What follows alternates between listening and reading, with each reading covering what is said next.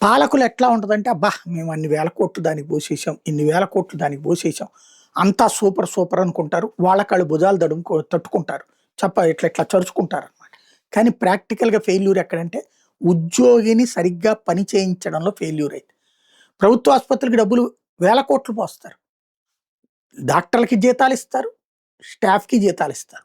కానీ వస్తున్న పేషెంట్ రేషియోకి అనుగుణంగా జేయరు. ఒక ప్రైవేట్ ఆసుపత్రిలో ఒక డాక్టర్ గారు 20 మందిని, 30 మందిని చూస్తే ఎక్కువ. అదే గవర్నమెంట్ హాస్పిటల్‌లో 100, 200 మందిని చూడాలి. అప్పుడు ఎలాంటి స్ట్రెస్‌కి గురవుతాడు డాక్టరు? అలా ఎక్కువ మంది డాక్టర్‌లను పెట్టొచ్చు కదా!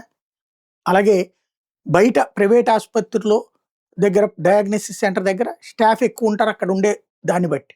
ఇక్కడ స్టాఫ్ తక్కువుంటారు. ప్లస్ సరిగ్గా మెయింటైన్ చేయరు. వీళ్ళ జీతం గ్యారంటీ వస్తది. అదే సమస్య.